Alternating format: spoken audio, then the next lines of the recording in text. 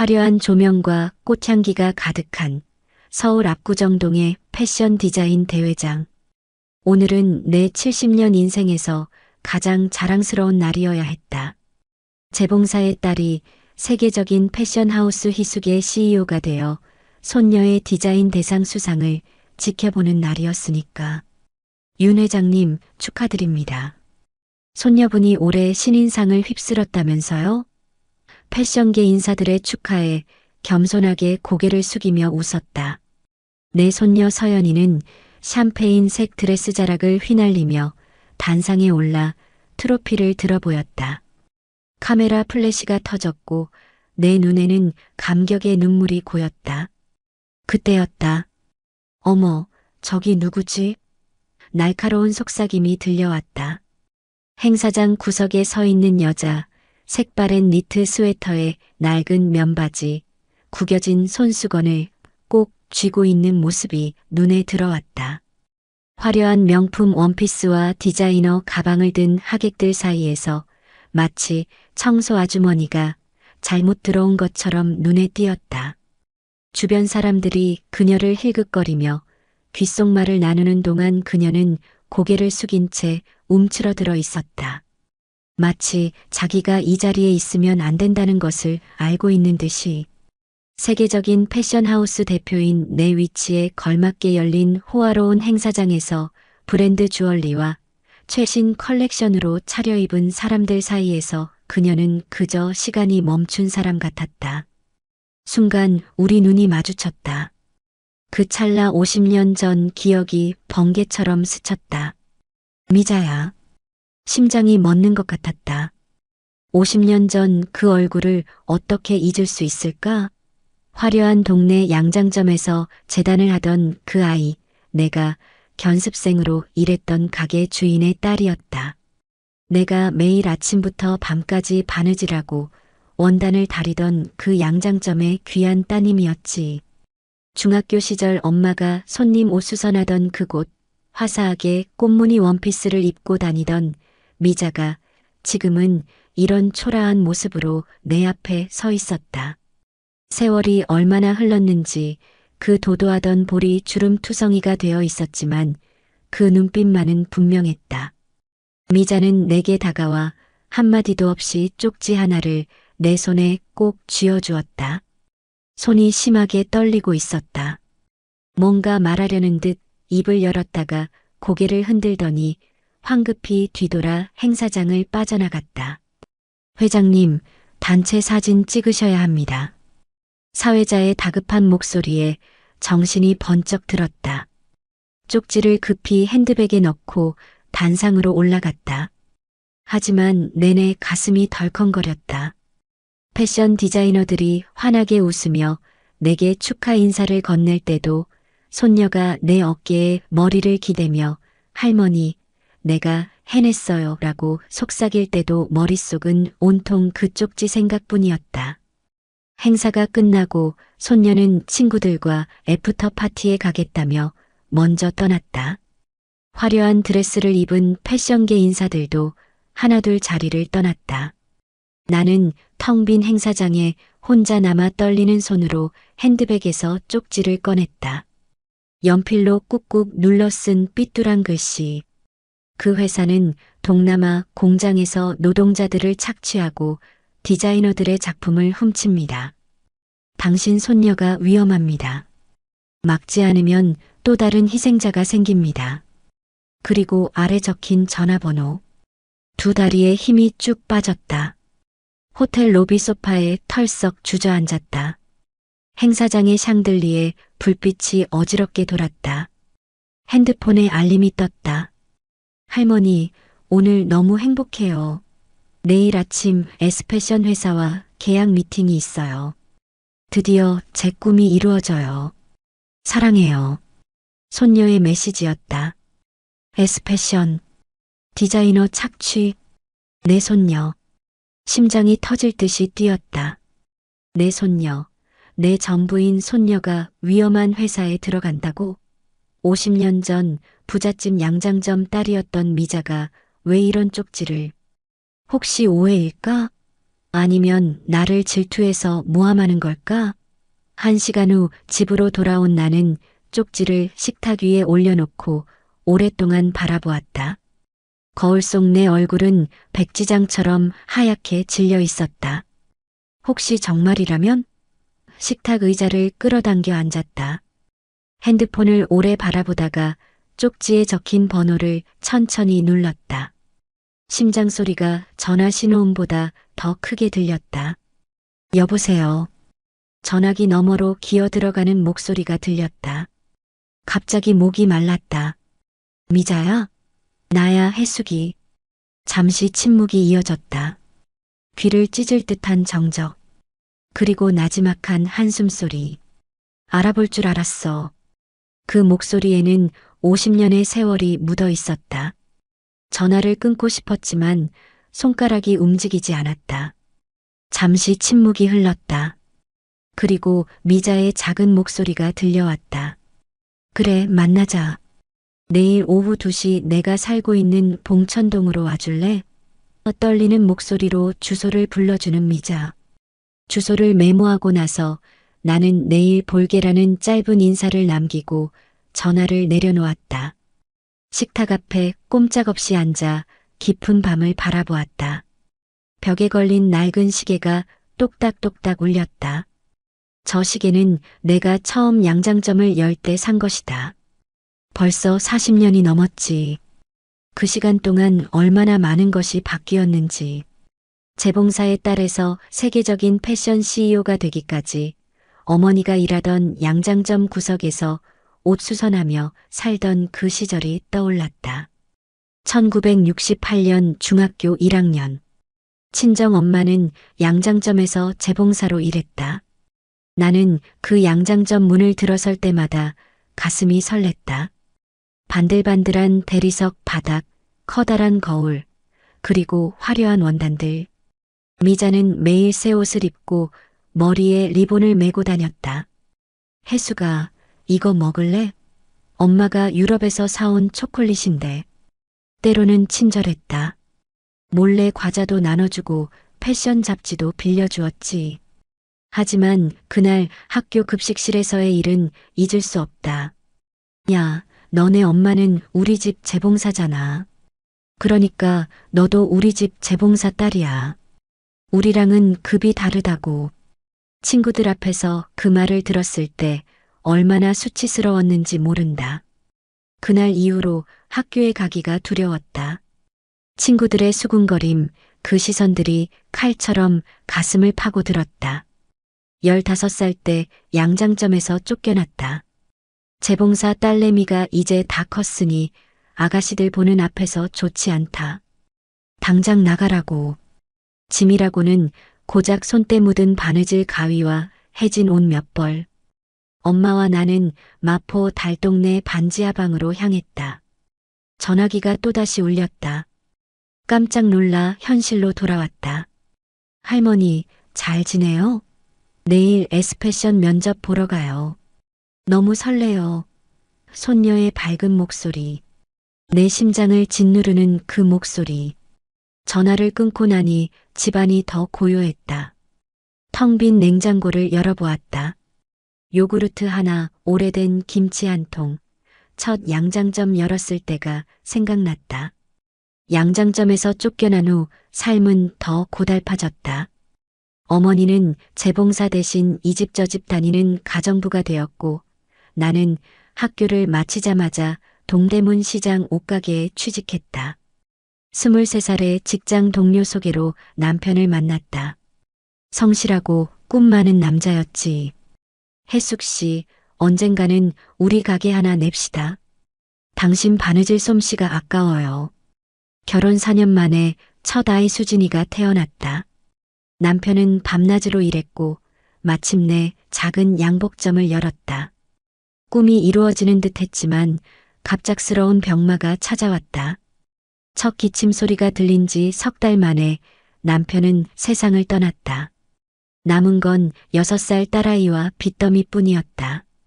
남편 사망 후 30대 초반에 시작한 맞춤 의상실. 새벽 4시에 일어나 원단을 다리고 재단하고 밤늦게까지 미싱을 돌렸다. 손가락이 터져도 쉴 수 없었다. 비가 오나 눈이 오나 명절이나 주말이나 쉬는 날이 없었다. 그 모든 게 딸 하나 제대로 키우기 위해서였다. 우리 딸은 나처럼 살지 않게 해야 해. 절대로. 작은 의상실이 부티크로 확장되고 백화점 입점하고 브랜드로 성장하게 된 건 모두 그 한마디 때문이었다. 딸에게 좋은 옷, 좋은 학교, 좋은 인생을 주기 위해서였다. 그런데 지금 그 딸의 아이, 내 손녀가 위험하다고? 안 돼. 벽에 걸린 손녀의 어릴 적 사진을 바라보았다.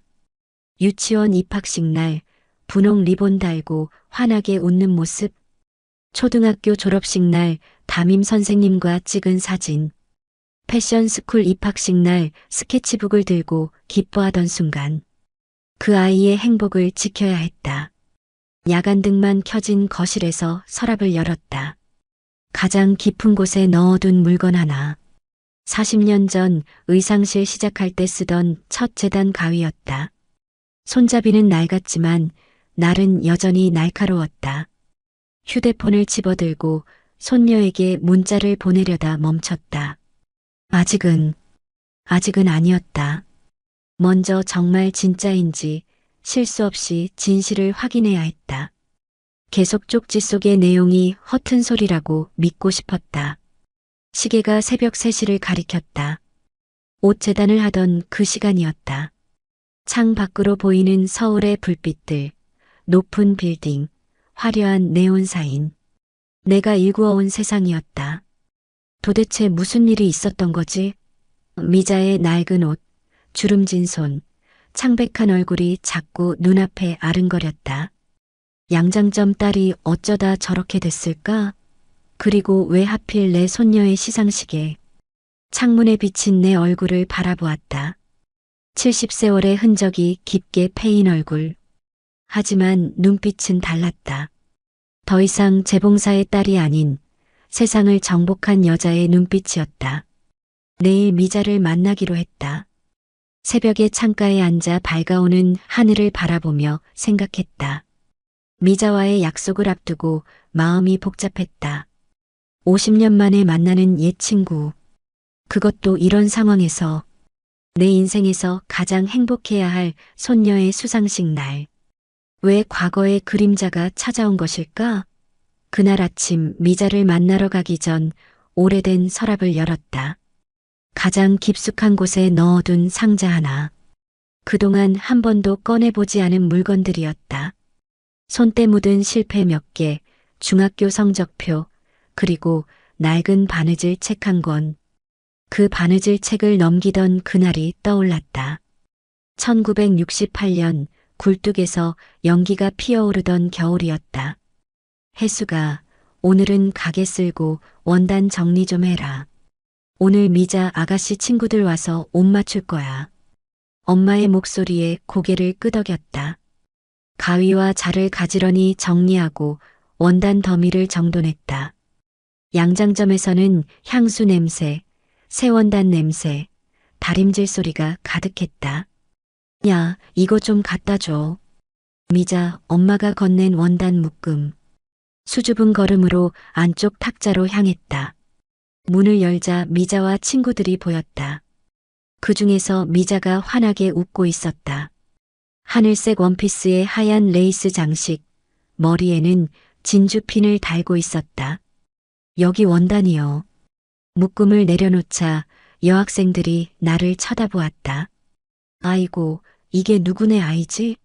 옷이 그게 뭐니? 누군가의 말에 얼굴이 붉어졌다. 아이들이 킥킥거리며 나를 가리켰다. 나는 급히 구석으로 도망치듯 달려갔다. 혜수가 왜 가게에서 빈둥거리고 있어? 빨리 실 정리나 도와라. 엄마의 다급한 소리에 고개를 숙였다. 하지만 그때 안쪽에서 미자의 목소리가 들렸다. 아줌마, 혜숙이 좀 잠깐 놀다 가도 돼요? 새 패턴북 보여주고 싶어요. 엄마는 난처한 표정으로 주인 아주머니를 올려다보았다. 주인 아주머니가 고개를 끄덕이자 엄마는 마지못해 허락했다. 그럼 잠깐만 놀다 와. 주인 아가씨 귀찮게 하면 안 돼. 조심스럽게 안쪽으로 들어갔다. 미자가 화려한 패턴북을 펼쳐 들고 있었다. 혜수가 이건 파리에서 온 최신 패턴북이야. 가격이 우리 집 한 달 매출에. 패턴북을 넘기며 신이 난 미자가 속삭였다. 가격이 우리 집 한 달 매출에 맞먹는데 이걸로 봄에 원피스 만들 거야. 패턴북의 화려한 드레스들을 보며 눈이 휘둥그레졌다. 처음 보는 색상과 디자인들. 그때였다. 미자의 친구 한 명이 큰 소리로 말했다. 미자야, 왜 재봉사 딸한테 그 비싼 패턴북을 보여줘? 더러워지잖아. 책에서 급히 손을 뗐다. 손에 묻은 더러움이 책에 옮을까 두려웠다. 미자는 잠시 머뭇거렸지만 이내 책을 덮어 가슴에 꼭 안았다. 혜숙이는 재봉사 딸이 아니야. 내 친구. 아, 마지막 단어는 점점 작아져 거의 들리지 않았다. 미자의 눈동자에 흔들림이 보였다. 그 순간 깨달았다. 우리는 절대 같은 세계의 아이가 아니라는 것을. 미자는 잠시 망설이더니 패턴북에서 한 장을 조심스럽게 뜯어서 내 손에 쥐어주었다. 이따 엄마 없을 때 우리 뒤편에서 만나서 이 디자인 따라 그리는 법 알려줄게. 아무도 모르게. 미자가 작게 말했다. 종이를 건네며 미소 짓는 미자의 표정에는 진정한 우정과 함께 그 우정이 비밀이어야 한다는 슬픈 인식이 담겨 있었다. 나는 고개를 숙이고 가게 구석으로 돌아왔다. 그날 밤 반지하방 구석에 숨어 울었다. 엄마는 말없이 내 등을 토닥였다. 왜 우리는 가난해요, 엄마? 엄마는 한참을 말없이 있다가 내 머리를 쓰다듬었다. 혜수가 가난은 죄가 아니야. 하지만 내가 바느질을 열심히 배워서 나중에는 이런 삶에서 벗어나길 바란다.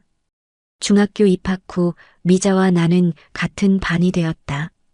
하지만 학교에서도 우리의 세계는 달랐다. 미자는 항상 새 교복, 새 책가방, 예쁜 필통이 있었다. 나는 연필을 아껴 쓰고 교복은 항상 중고품이었다. 도시락은 형편없이 작았고 쌀밥 대신 보리밥을 싸갔다. 하지만 그런 모습을 부끄러워하기보다 엄마가 알려준 바느질로 교복 수선을 해주며 친구들과 가까워졌다. 비가 오는 날이었다. 미자는 고급 우산을 폈고 나는 머리에 책가방을 얹고 뛰었다. 물이 철철 넘치는 길가에서 왕창 넘어져 책과 공책이 모두 물에 젖었다. 비에 흠뻑 젖은 채 교실로 들어서자 아이들이 키득거리며 웃었다. 혜숙이 꼴 좀 봐. 흙탕물 세수했냐? 미자는 잠시 망설이는 듯했다. 그러나 친구들의 시선이 그녀에게 쏠리자 마치 증명이라도 하듯 가장 크게 웃었다. 내 눈과 마주쳤을 때 그녀의 눈에 순간 미안함이 스쳤지만 곧 다른 친구들과 함께 웃음을 이어갔다.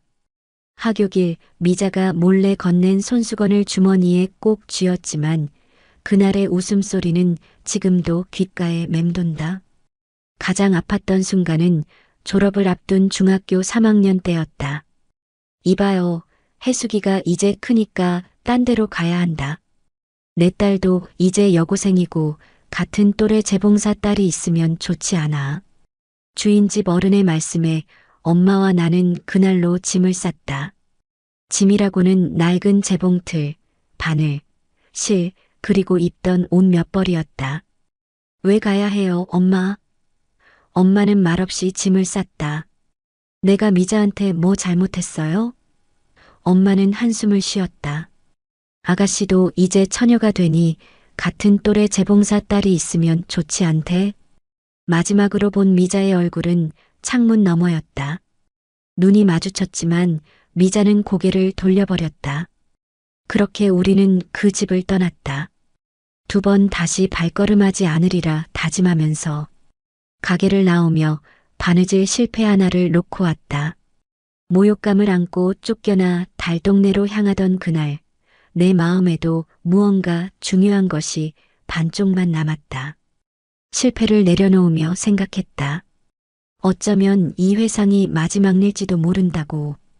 이제는 그때의 상처를 들여다볼 용기가 생겼으니까. 오래된 바느질 실패처럼 낡고 초라했던 시절을 뒤로하고 오늘 미자를 만나러 가야겠다고 결심했다. 나는 더 이상 재봉사의 딸이 아니니까. 수십 년간 쌓아올린 내 브랜드가 있으니까. 미자를 만나기 전 잠시 창밖을 바라보았다. 빌딩 숲 너머로 아침 해가 떠오르고 있었다. 이 도시의 한 빌딩에 내 이름을 건 회사가 있었다. 희숙 패션하우스, 전 세계 매장 500호점 돌파. 이 모든 것이 어떻게 시작되었는지 생각은 꼬리에 꼬리를 물고 문득 그 시절까지 떠올랐다. 1986년 초여름이었다. 여보, 병원에서 전화 왔어요. 남편이 출근 준비를 하고 있었다. 폐 검진을 받으러 갔던 남편의 결과가 나온 날이었다. 무슨 일이래? 다시 오래요. 결과 상담을 해야 한대요. 그날 병원에서 받은 진단은 폐암 말기였다. 남편은 석 달을 넘기지 못했다. 남겨진 건 6살 딸아이와 빚더미뿐이었다. 장례를 치른 날 밤 잠들지 못한 채 새벽을 맞았다. 남편의 빈 밥그릇을 정리하며 손이 떨렸다. 그 자리에 딸아이의 책가방을 올려놓았다. 이제 너를 위해 살아야 해. 슬픔을 삼키고 가계부를 펼쳤다. 남은 돈은 석 달치 생활비뿐. 그 후의 삶을 계획할 시간조차 없었다. 엄마, 뭐해요? 가계부를 보고 있는데 문간에 딸아이가 서 있었다. 검은 장례식 원피스를 아직 갈아입지 못한 모습이 어린데도 어쩐지 어른 같았다. 수진아, 깼니? 엄마는 그냥 내일부터 뭘 해야 할지 생각하고 있었어. 아빠 없으면 우리 이제 어떻게 살아요? 붉어진 눈으로 묻는 딸아이의 손에는 남편의 사진이 들려 있었다. 나는 가계부를 덮고 딸을 끌어안았다. 괜찮아. 엄마가 있잖아. 엄마가 다 할게. 딸의 머리를 쓰다듬으며 마음속으로 다짐했다. 어떻게든 살아내야 해. 이 아이를 위해서. 그 말을 지키기 위해 나는 할 수 있는 모든 것을 찾아보았다. 학력도 기술도 돈도 없는 30대 초반의 여자가 할 수 있는 일이라곤 바느질 뿐이었다. 아줌마, 아이 있으면 안 써요. 애가 아프면 누가 일해요? 취직 거절이 계속되었다. 그러던 어느 날 동대문 시장 구석 허름한 수선집 앞을 지나가다 자리양도 종이를 보았다. 5평 남짓한 좁은 공간이었다. 여기서 뭘 할 수 있을까? 고민하다 떠오른 건 맞춤 원피스였다. 엄마가 가르쳐준 패턴 제작법. 양장점에서 수백 번은 보고 익힌 솜씨였다. 은행에 남은 돈을 털고 친척들에게 빌리고 심지어 사채까지 써서 수선집을 인수했다. 해숙 맞춤옷이라는 이름으로. 첫날은 참담했다. 새벽 4시에 일어나 원단을 다리고 재단하고 바느질하고 손가락이 터져가며 만든 샘플 원피스들. 그런데 그날 판매량은 고작 3벌이었다. 신상 맞춤복 반값에 드려요. 개업기념 특별가. 퇴근길 여성들에게 외쳤지만 발길을 돌리는 사람들이 대부분이었다. 남은 샘플 원피스들을 바라보며 피곤한 얼굴로 집에 돌아왔다. 엄마, 오늘 장사 어땠어요? 기대에 찬 딸아이 얼굴에 거짓말을 할 수 없었다. 좀 힘들었어. 하지만 내일은 더 잘 될 거야. 그날 밤 남은 샘플 원피스를 상자에 담아 고아원에 기부했다. 그것이 나중에 해숙 패션의 자선 사업이 될 줄은 몰랐지. 둘째 날, 셋째 날, 일주일이 지나도 상황은 크게 나아지지 않았다. 하지만 포기할 수 없었다. 매일 새벽 원단을 고르고 패턴을 만들고 재단의 정확함, 바느질 솜씨, 가장자리 처리의 섬세함. 아줌마, 여기 원피스 정말 잘 만드시네요. 내일도 와야겠어요. 한 달쯤 지났을 때 첫 단골 손님이 생겼다. 그 손님이 입소문을 내주었는지 조금씩 손님이 늘어났다. 어느 날 비가 쏟아지던 오후였다. 어머, 혜숙 씨, 이 원피스를 딸 졸업식용으로도 만들어 주실 수 있나요?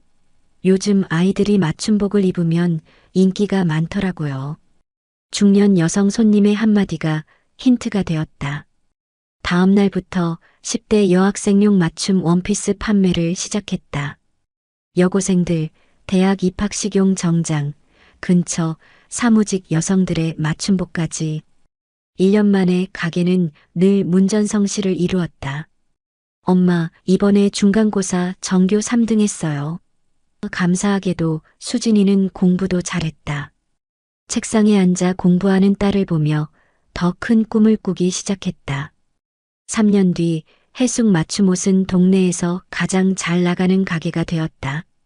5평 가게는 15평으로 확장했고 직원도 3명이나 두게 되었다. 우리 딸은 나처럼 살지 않게 해야 해. 절대로. 이 한 문장이 내 모든 결정의 기준이 되었다. 맞춤옷 가게가 조금씩 자리 잡자 더 큰 도전을 준비했다. 밤마다 지역 상공회의소 여성 창업 교실에 다니며 경영을 배웠다. 처음엔 무슨 말인지도 모르겠고 발표만 해도 얼굴이 붉어졌지만 한 단계씩 성장했다. 혜숙 씨는 왜 이렇게 열심히 하세요? 라는 질문에 나는 항상 같은 대답을 했다. 제 딸에게 꿈을 물려주고 싶어서요. 그곳에서 만난 멘토 이사장님은 내 숨겨진 가능성을 발견해 주셨다. 혜숙 씨, 당신의 옷에는 스토리가 있어요. 재봉사의 딸에서 디자이너가 된 당신의 이야기를 사람들은 응원할 겁니다. 그 조언대로 재봉사의 딸, 정직한 바느질을 짓다라는 브랜드 스토리를 만들었고 품질과 정성에는 절대 타협하지 않았다. 원단은 최고급만 사용했고 패턴과 재단 방법도 표준화했다. 그러던 어느 날 지역 백화점 바이어가 찾아왔다. 사장님, 백화점 입점해 보실 생각 없으세요? 저희가 작은 매장이라도 마련해 드릴게요. 처음엔 망설였다. 큰 백화점에 내 브랜드를 내놓는다는 것이 두려웠다. 하지만 딸아이는 이제 고등학생. 대학 등록금을 생각하면 더 큰 도약이 필요했다. 해볼게요. 하지만 한 가지 조건이 있어요. 뭔가요? 품질은 절대 타협 안 합니다. 원단부터 바느질까지 모두 제 기준대로. 이런 뚝심과 철학이 있었기에 바이어들도 존중하며 따랐다. 패션업계 전문가 김 대표님은 원단 공급망을 효율화해 주었고 마케팅 출신의 정 실장은 브랜드 이미지 구축을 도왔다. 그렇게 혜숙 패션 1호점이 백화점에 문을 열었고 3개월 만에 매출이 3배로 뛰었다. 이듬해 2호점, 3호점, 5호점으로 퍼져나갔다. 딸이 서울대 의류학과에 합격했을 때 나는 혜숙 패션 10호점 오픈 행사 중이었다. 그리고 대학을 졸업한 딸이 회사에 합류하면서 우리는 해외 진출을 시작했다. 어머니의 정성과 딸의 혁신, 그리고 믿을 수 있는 동반자들이 있었기에 혜숙 패션은 처음 5년 만에 50호점, 15년 만에 200호점, 30년 만에 500호점을 돌파할 수 있었다. 여보, 저 잘 지내죠? 남편 사진 앞에서 중얼거렸다. 문득 그 시절이 그리웠다. 새벽에 원단 다리던 손, 재단 소리, 첫 월세 내던 날의 설렘. 휴대폰이 울렸다. 미자와의 약속 시간이 다가오고 있었다. 준비를 마치고 집을 나서려는데 현관 거울에 비친 내 모습이 낯설었다. 명품 정장, 진주 목걸이, 화려한 브로치, 그리고 깔끔하게 염색한 머리카락. 이제 나는 정말 재봉사의 딸이 아니야. 거울 속 내 눈빛이 말했다. 하지만 마음 한구석에는 여전히 그 옛날 반지하 방에서 몰래 울던 소녀가 살아있었다. 어쩌면 미자도 그럴지 모른다.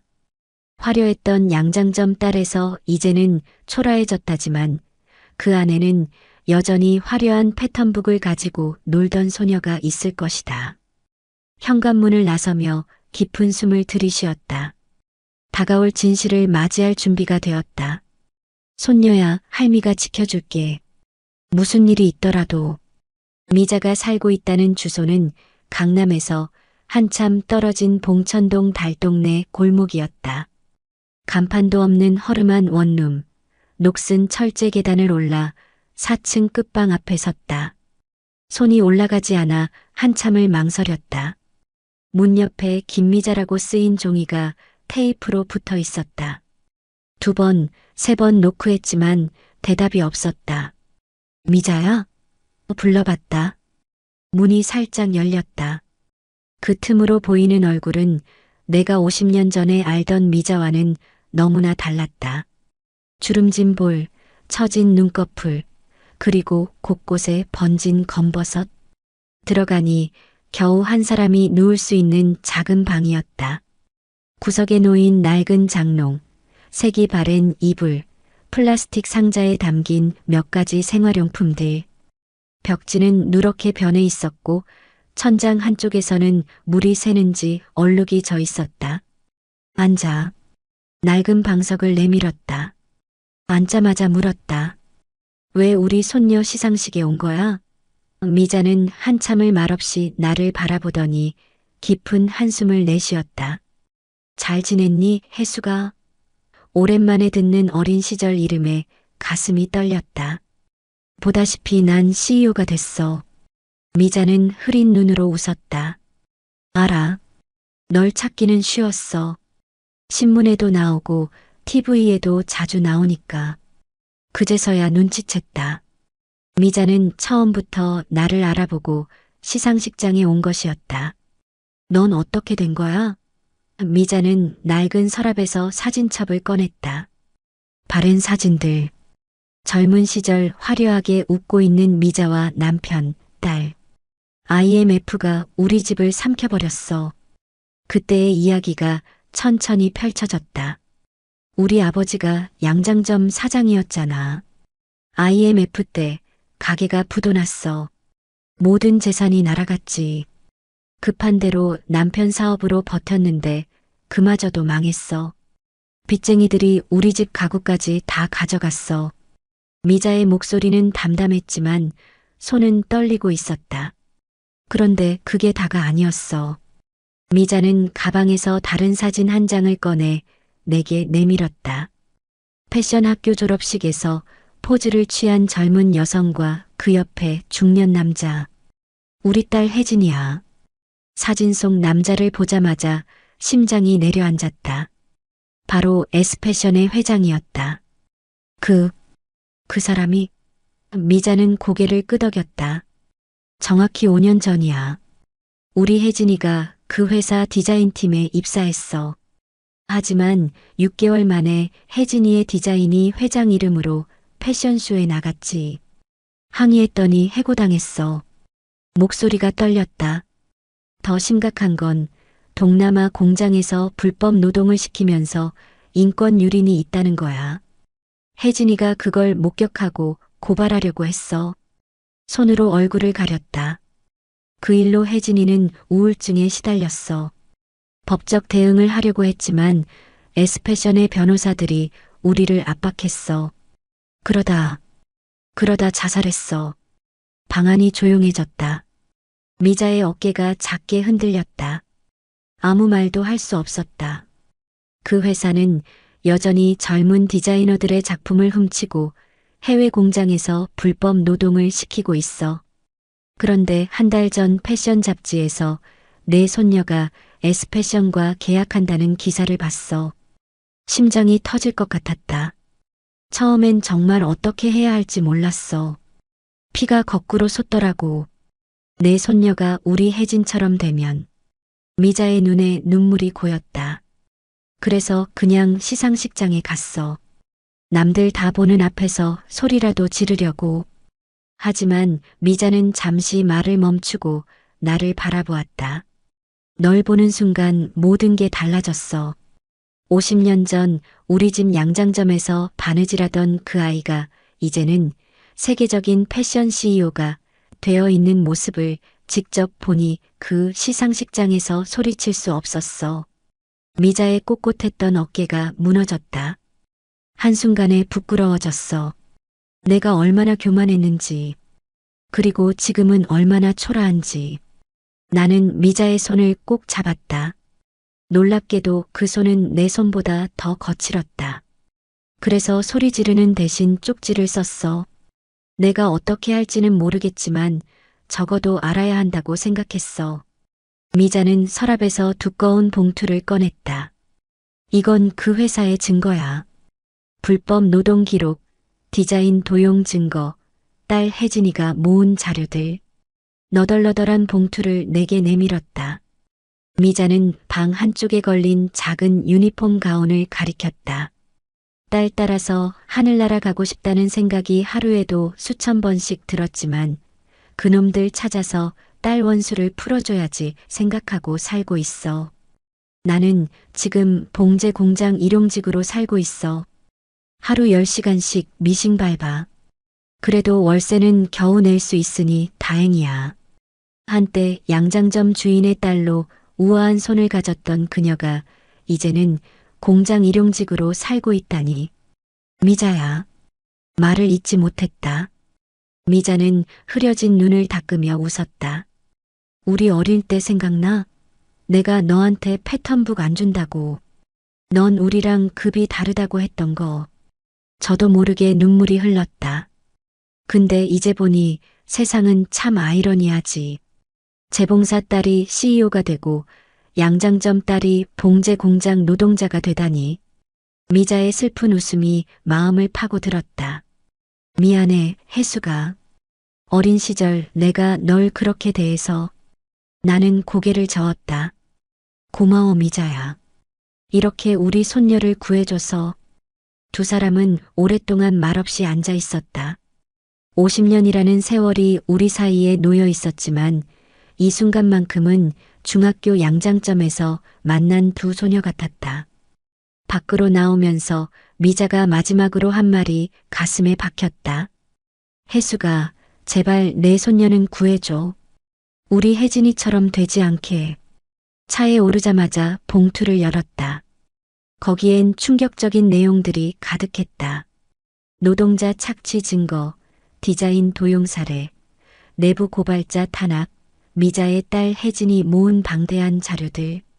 손이 떨려왔다. 핸드폰을 집어들었다. 여보세요, 변호사님. 급한 일이 있어요. 지금 바로 만날 수 있을까요? 그리고 손녀에게 문자를 보냈다. 서연아, 계약 어때? 할머니가 너무 보고 싶구나. 계약 전에 꼭 할머니 집으로 와줄래? 중요한 이야기가 있어. 핸들을 꽉 잡았다. 이제 손녀를 구할 시간이다. 신랑 신부 계약식 날 패션 브랜드 S와 계약을 앞둔 손녀 서연이가 내 집에 오기로 한 날이었다. 아침부터 손녀가 좋아하는 홍차와 과일 케이크를 준비했다. 손이 떨려 플레이팅을 하다 접시를 깨뜨리기도 했지만 멈출 수 없었다. 부지런히 손을 움직이지 않으면 정신이 나갈 것만 같았다. 거실 탁자 위에는 미자가 준 증거 서류들과 변호사가 정리한 자료들이 가지런히 놓여 있었다. 그 옆에는 S패션에 제출할 계약 파기 통보서도 준비되어 있었다.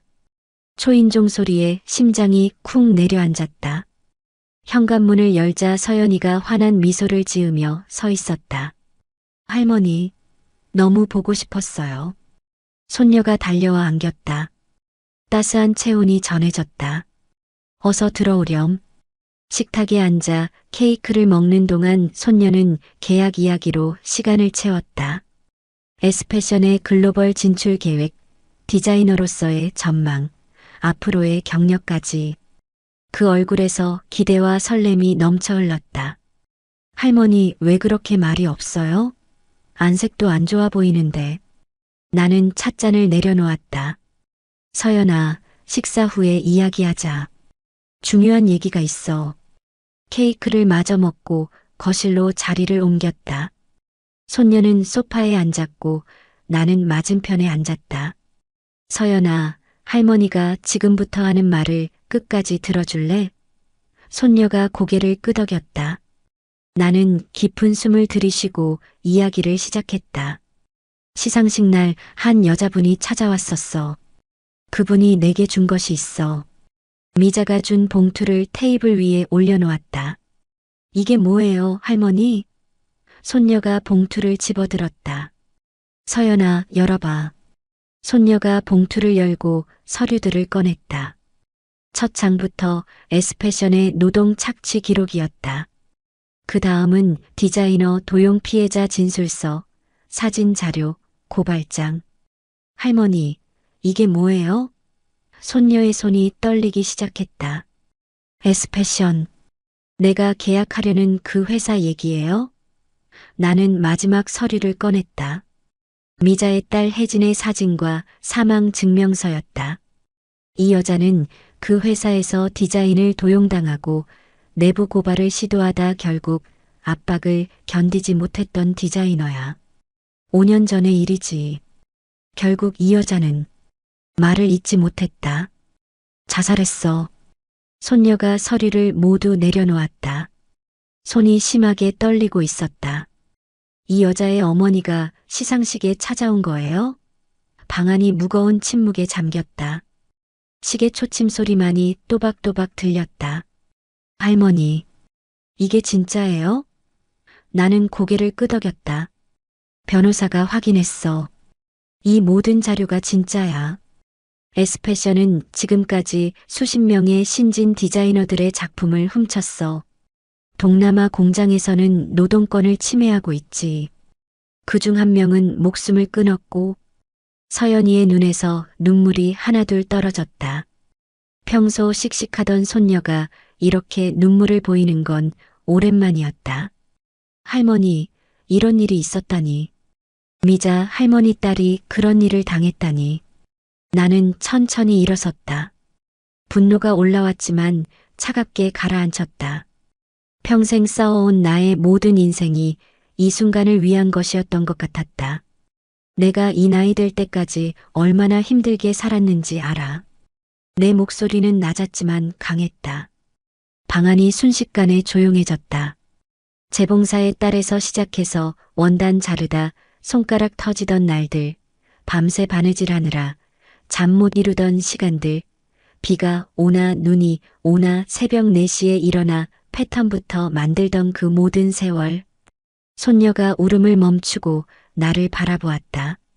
눈물로 얼룩진 얼굴이었지만 그 눈에는 결연한 의지가 보였다. 그 모든 세월을 버텨낸 것은 딱 하나, 내 딸 하나 때문이었어. 그리고 이제는 내가 있고. 내 손이 떨렸다. 젊은 디자이너의 꿈을 짓밟는 회사에는 내가 절대 들어가면 안 돼. 나는 더 이상 나이든 사업가가 아닌 손녀를 지키려는 할머니의 모습으로 돌아왔다. 지금까지 가장 큰 목소리를 냈다. 내 손녀의 꿈을 짓밟으려는 회사에는 절대로 들어가게 할 수 없어. 서연이는 한참을 침묵하다가 마침내 입을 열었다. 할머니, 이런 일이 있었다니 믿기지 않아요. 그동안 에스패션이 꿈의 회사라고만 생각했어요. 세계적인 디자이너가 되는 지름길이라고. 나는 서연이 곁으로 가서 그녀의 손을 잡았다. 세상에 지름길은 없어. 내가 50년 넘게 패션계에 있으면서 배운 건 그거야. 돈과 명예를 위해 양심을 팔면 결국 모든 걸 잃게 된다는 거. 서연이의 눈에서 결심이 서려 있었다. 할머니, 계약 파기할게요. 그리고 미자 할머니의 딸을 위해서라도 이 사실을 알려야 할 것 같아요. 내 마음속 무거운 짐이 조금 가벼워졌다. 그래, 그게 옳은 결정이야. 그날 오후 서연이와 나는 에스패션에 계약 파기 통보와 함께 변호사 경고장을 보냈다. 최근 디자인 대회에서 주목받은 신인이 계약을 취소하면서 내부 문제를 지적한다는 것은 패션계에 작은 파문을 일으킬 테였지만 그건 중요하지 않았다. 중요한 건 손녀의 미래와 미자의 딸이 겪은 부당함을 바로잡는 일이었다. 변호사는 우리에게 미자의 자료가 법적 증거로 충분하다고 말해주었다. 우리는 경제 전문 기자와도 만났다. 비록 회사 측 압박이 있을 것이지만 진실은 결국 드러날 것이라 믿었다. 일주일 후 기사가 터졌다. 유명 패션 브랜드 S 디자이너 착취와 인권 침해 의혹이라는 헤드라인이 뉴스를 장식했다. 디자이너들이 하나둘 나서기 시작했고 해외 공장 노동자들의 증언도 이어졌다. 모두가 박수갈채를 보내는 회사 뒤에 숨겨진 어두운 그림자가 드러나기 시작했다. 할머니, 오늘 미자 할머니 만나러 가요. 서연이가 내 손을 꼭 잡았다. 아침 일찍부터 준비를 하며 미자에게 줄 선물을 포장했다. 이번엔 패션 잡지가 아니라 직접 디자인한 원피스였다. 미자의 원룸에 다시 찾아간 날은 맑고 화창했다. 이번에는 나 혼자가 아니라 손녀 서연이도 함께였다. 문을 두드리자 미자가 열어줬다. 지난번보다 안색이 좋아 보였다. 혜수가, 그리고 이분이? 미자가 서연을 바라보았다. 내 손녀 서연이에요. 서연아, 이분이 미자 이모. 서연이는 공손하게 인사했다. 안녕하세요, 미자 할머니. 저는 할머니의 손녀 서연입니다. 이게 제가 할머니께 드리는 선물이에요. 서연이는 조심스럽게 포장된 상자를 내밀었다. 미자는 떨리는 손으로 받아들었다. 이게 뭐지? 서연이가 밝게 웃었다. 제가 처음으로 디자인한 원피스예요. 할머니의 딸 혜진 언니를 기억하며 만들었어요. 미자의 눈에 눈물이 고였다. 상자를 열자 하늘색 원피스가 나왔다. 기세는 혜진에게라고 수놓아져 있었다. 어제 신문 봤어? 내가 물었다. 미자는 고개를 끄덕였다. S패션이 법적 조사를 받게 됐대. 내 딸의 용기가 빛을 발하게 됐어. 미자는 원피스를 가슴에 안고 흐느꼈다. 내 딸이 드디어 정의를 찾게 됐구나. 서연이가 미자의 손을 잡았다. 미자 할머니, 저는 S패션과 계약하지 않기로 했어요. 대신에 할머니와 함께 새로운 프로젝트를 시작하려고 해요. 미자는 놀란 눈으로 나를 바라보았다. 내가 설명했다. 우리 브랜드의 새 라인을 론칭하려고 해. 혜진의 날개라는 이름으로 젊은 디자이너들의 꿈을 살리는 플랫폼이 될 거야.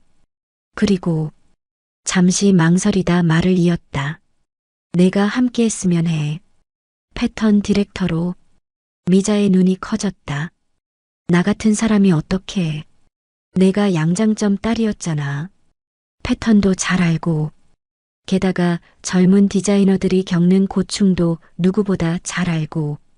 서연이가 끄덕였다. 저희가 만들고 싶은 건 디자이너들이 정당한 대우를 받는 브랜드예요. 할머니 도움이 꼭 필요해요. 미자의 눈에서 눈물이 흘렀다. 하지만 이번에는 슬픔이 아닌 희망의 눈물이었다. 정말 괜찮을까? 내가 그녀의 손을 꼭 잡았다. 당연하지. 내 경험이 필요해. 그리고 무엇보다 혜진이의 정신을 이어가야 해. 미자는 한참을 망설이더니 마침내 고개를 끄덕였다. 그래, 해볼게. 혜진이를 위해서. 서연이가 기쁨에 찬 목소리로 말했다. 우리 함께 멋진 브랜드를 만들어요. 정직하고 투명한 디자이너들의 꿈을 존중하는 브랜드요. 한 달 후 희숙의 새 라인 혜진의 날개가 론칭되었다. 신진 디자이너 지원 프로그램과 함께 공정, 무역, 윤리적 생산을 강조한 브랜드였다. 미자는 패턴 디렉터로, 서연은 크리에이티브 디렉터로 첫 컬렉션을 선보였다. 오프닝 행사장에서 미자와 나는 나란히 서서 박수를 받았다. 혜수가 이런 날이 올 줄 몰랐어. 미자가 속삭였다. 나도. 내가 웃으며 말했다. 그날 저녁 행사가 끝나고 미자와 나는 브랜드의 사무실 테라스에 앉아 와인 한 잔을 나눴다. 서울의 야경이 우리 발 아래 펼쳐졌다. 생각해보면 우리 인생은 참 이상하게 얽혀 있었네. 내가 말했다. 맞아. 운명이란 말이 이런 걸까? 미자가 웃음 지었다. 중학교 때 기억나?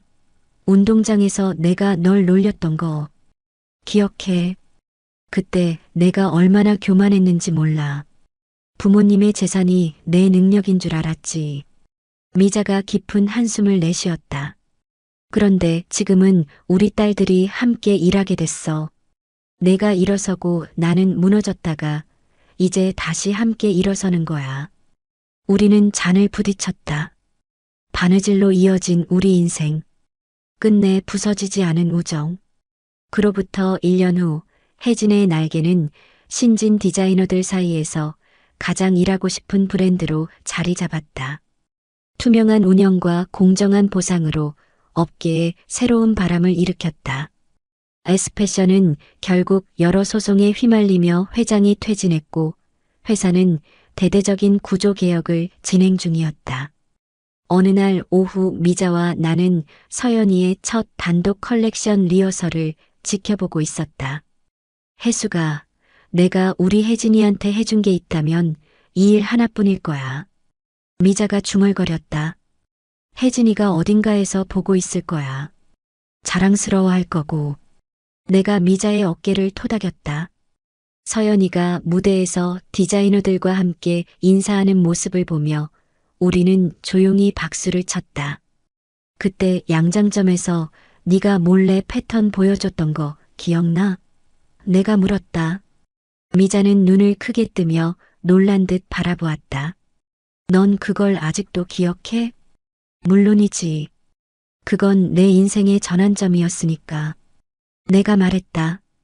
그때 내가 그 한 장을 몰래 뜯어서 줬던 게 내가 받은 가장 소중한 선물 중 하나였어. 미자는 감동한 듯 내 손을 꼭 쥐었다. 그런데 넌 그때 무시당하고도 이렇게 커다란 성공을 이루었어. 대단해. 내가 고개를 저었다. 그 패턴이 내게 꿈을 심어줬어. 바느질이 단순한 생계수단이 아니라 예술이 될 수 있다는 걸 처음 깨달았지. 무대에서 서연이가 우리를 향해 손을 흔들었다. 미자와 내가 따뜻한 미소로 화답했다. 우리가 50년 만에 다시 만나서 이렇게 될 줄 누가 알았겠어? 미자가 감탄했다. 그래, 인생은 참 신비로워. 마치 복잡한 패턴처럼 실과 실이 얽히고 설켜 아름다운 작품이 되는 거야. 내가 말했다. 저 멀리 재봉틀 소리가 들려왔다. 새 컬렉션을 준비하는 젊은 디자이너들의 열정이 밤늦게까지 이어지고 있었다. 그 소리는 우리에게 자장가 같았다. 오후의 햇살이 아틀리에로 쏟아지던 날, 우리 브랜드의 10주년 기념 행사가 열렸다. 이제 서연이는 국제적으로 인정받는 디자이너가 되었고, 혜진의 날개는 젊은 디자이너들의 꿈의 요람이 되었다. 미자와 나는 뒷자리에 앉아 조용히 행사를 지켜보았다. 혜수가 우리도 참 많은 걸 겪었지? 미자가 내 손을 잡았다. 이제 우리는 74, 70살의 노년이 되었지만 우리의 우정은 더 깊어져 있었다. 그래, 우리 두 사람 다 바느질로 인생을 시작했어. 한 사람은 부유하게, 한 사람은 가난하게. 그런데 결국 우리는 같은 자리에서 만났지. 서연이가 무대에서 우리를 가리키며 말했다. 이 브랜드의 진정한 주역은 두 분의 할머니입니다. 재봉사의 딸과 양장점 딸, 서로 다른 세계에서 시작했지만 바느질이라는 하나의 실로 이어진 두 분의 우정이 이 브랜드의 정신입니다. 사람들이 기립박수를 보냈다. 우리는 부끄러움에 고개를 숙였지만 마음속으로는 깊은 자부심을 느꼈다. 50년 전 양장점에서 시작된 이야기가 이제는 하나의 유산이 되어 계속 이어질 것이기 때문이었다. 10주년 행사가 끝나고 며칠 후 미자와 나는 서로의 옛 고향을 찾아가기로 했다. 먼저 내가 살았던 반지하 달동네를 찾았다. 그곳은 이제 완전히 재개발되어 고층 아파트가 들어서 있었지만 골목의 경사와 작은 공원은 여전히 남아 있었다. 여기서 밤새 바느질하며 꿈을 꿨었지. 내가 말했다. 다음으로 미자의 옛 양장점 자리로 갔다. 그곳은 이제 카페가 되어 있었다. 우리 가게는 이 모퉁이에 있었어. 봄이면 화려한 원단들을 창가에 전시하곤 했지. 미자가 감회에 젖어 말했다. 우리는 옛날 사진을 꺼내어 서로에게 보여주었다. 미자의 사진 속에는 화려한 양장점 앞에서 원피스를 입고 환하게 웃는 소녀가 있었고 내 사진 속에는 낡은 재봉틀 앞에 앉아 진지하게 바라보는 소녀가 있었다. 결국 우리는 서로의 꿈을 이루게 도와준 셈이네. 내가 말했다. 미자는 고개를 끄덕였다. 끝내 부서지지 않은 바느질 실로 엮인 우리 인생. 앞으로도 우리의 이야기는 계속될 것이다. 바느질로 시작해 바느질로 이어진 두 여인의 50년 우정 이야기. 재봉사의 딸과 양장점 딸, 그리고 그들이 함께 일구어낸 미래. 혜진의 날개가 15주년을 맞은 해, 우리는 특별한 전시회를 열었다. 바느질 인생 두 여인의 50년 이야기라는 제목의 이 전시는 서연이가 기획했다. 미자와 내가 간직해온 사진, 천조각, 오래된 패턴, 낡은 바느질 도구들로 꾸며진 전시였다. 전시장 중앙에는 두 개의 재봉틀이 나란히 놓여 있었다. 하나는 내가 처음 의상실을 열 때 썼던 것이고 다른 하나는 미자의 양장점에서 쓰이던 것이었다. 생각해보면 참 신기해. 개막식 날 미자가 말했다. 이 낡은 재봉틀이 우리 인생을 이어준 달이었다니. 나는 미자의 손을 꼭 잡았다. 이제 우리는 80대의 노인이 되었지만 눈빛만큼은 여전히 소녀 같았다. 전시장을 찾은 젊은 디자이너들은 우리의 이야기에 감동했고 패션학교 학생들은 열심히 메모를 했다. 두 분의 이야기가 우리에게 큰 영감을 줍니다. 한 학생이 말했다.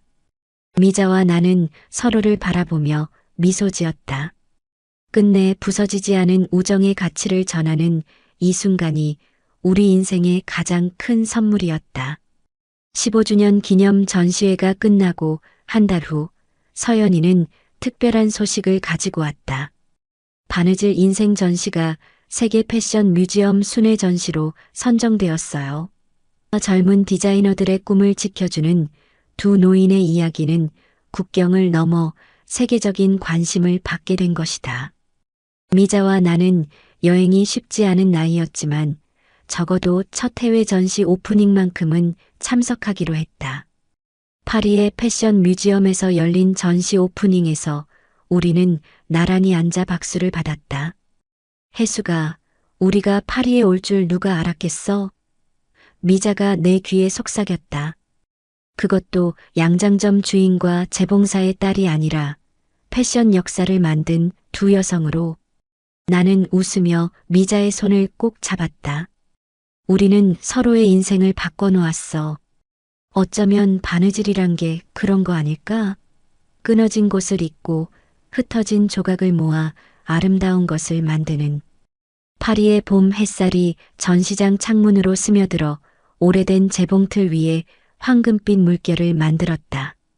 파리 전시가 끝난 후 우리의 이야기는 패션 역사책에 실리게 되었다. 바느질과 계급을 뛰어넘은 두 여인의 우정이라는 챕터로 패션 학도들이 배우게 될 내용이었다.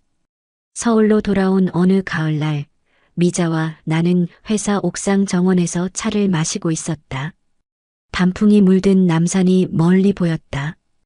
혜수가 나 요즘 우리 젊은 시절 꿈을 꿔. 미자가 말했다. 어떤 꿈? 양장점에서 너와 내가 함께 바느질하는 꿈. 그때는 우리가 서로 다른 세계에 있다고 생각했는데 사실은 늘 같은 세계에 있었던 거야. 나는 고개를 끄덕였다. 그래, 우리는 모두 바늘과 실로 꿈을 짓는 사람들이었지. 우리 밑에서는 젊은 디자이너들이 열심히 다음 시즌을 준비하고 있었다. 그 바쁜 발걸음 소리가 마치 재봉틀 돌아가는 소리처럼 우리에게 들려왔다. 미자야, 우리 인생에서 가장 값진 건 뭐였을까? 내가 문득 물었다. 미자는 잠시 생각하더니 말했다. 끊어졌던 실을 다시 잇는 용기였던 것 같아. 우리가 80대 중반이 되던 어느 봄날이었다. 서연이는 패션 학교를 세웠고 혜진의 날개는 20주년을 맞이했다. 그날 우리는 특별한 행사를 가졌다. 바로 바느질 장학재단 설립식이었다. 미자와 내가 모은 재산과 회사 수익의 일부를 출연해 만든 재단으로 재능은 있지만 형편이 어려운 학생들에게 패션 공부를 지원하는 장학재단이었다. 이름을 뭐라고 할까? 기획 단계에서 서연이가 물었다. 미자와 나는 서로 바라보며 동시에 말했다. 끊어진 실. 그것은 우리 두 사람의 인생을 완벽하게 상징하는 이름이었다. 설립식에서 미자가 떨리는 목소리로 말했다. 우리는 서로 다른 시작점에서 출발했지만 인생의 실이 끊어지는 순간들을 경험했습니다. 하지만 그 실을 다시 이어 더 튼튼한 천을 만들었죠. 이 재단이 많은 젊은이들의 끊어진 실을 다시 이어주기를 바랍니다. 청중들의 눈가에 눈물이 맺혔다. 그들은 재봉사의 딸과 양장점 딸의 이야기에 깊은 감동을 받았다. 시간은 계속 흘러 우리는 90세가 되었다. 이제 혜진의 날개는 세계적인 브랜드가 되었고 끊어진 실 장학재단은 수백 명의 학생들에게 꿈을 선물했다. 어느 겨울날 미자가 병원에 입원했다. 나는 매일 그녀를 찾아갔다. 혜수가 우리 참 멋진 삶을 살았지? 미자가 병실에서 내 손을 잡으며 물었다. 그래, 우리는 바느질로 시작해서 세상을 바꿨어. 내가 대답했다. 창문으로 보이는 서울 풍경은 우리가 어릴 적 보았던 것과는 완전히 달랐다. 높은 빌딩들, 그중 하나에는 우리 브랜드 로고가 빛나고 있었다. 서연이가 어제 혜진과 미자의 바느질 학교를 만들겠다고 하더라. 내가 말했다. 미자의 눈이 빛났다. 우리 이름이 함께 남는구나. 나는 고개를 끄덕였다. 영원히 끊어지지 않는 실처럼. 병실 창가에 놓인 두 개의 낡은 바느질 가위가 겨울 햇살에 반짝였다. 우리의 인생을 함께 잊고 자르고 다시 이어온 증거였다. 봄이 왔을 때 미자는 퇴원했다. 우리는 서울 교외의 작은 정원이 있는 집으로 함께 이사했다. 두 노인에게는 조용한 삶이 필요했다. 서연이는 일주일에 2번 우리를 찾아왔고 젊은 디자이너들도 종종 조언을 구하러 왔다. 어느 따뜻한 오후 우리는 정원 벤치에 나란히 앉아 있었다. 혜수가 기억나? 그때 우리 중학교 때 교복 수선해 주던 거. 미자가 문득 말했다. 내가 다른 애들 교복을 고쳐주고 있을 때 나는 부러워했어. 부러워? 내가 왜? 내 손이 마법 같았으니까. 구겨진 옷에 생명을 불어넣는. 난 그저 예쁜 옷을 입는 법만 알았지. 만드는 법은 몰랐어. 나는 미자의 손을 바라보았다. 이제는 내 손과 똑같이 주름지고 굳은 살이 박인 손이었다. 그런데 지금은 너도 마법사가 됐네. 미자는 웃었다. 우리 둘 다 바느질로 세상을 바꾼 두 마법사. 정원에 심은 작은 배나무에 꽃이 피기 시작했다. 50년 전 우리의 삶이 갈라졌던 그 봄날처럼 화사한 꽃들이었다. 우리가 90대 중반이 되던 해 혜진과 미자의 바느질 학교 개교식이 열렸다. 서연이와 젊은 디자이너들이 우리를 위해 특별한 휠체어를 준비해 함께 참석할 수 있었다. 교정에는 두 그루의 매화나무가 심어져 있었고 그 사이로 난 길은 바느질 길이라 이름 붙여졌다. 개교식 연설에서 서연이가 말했다.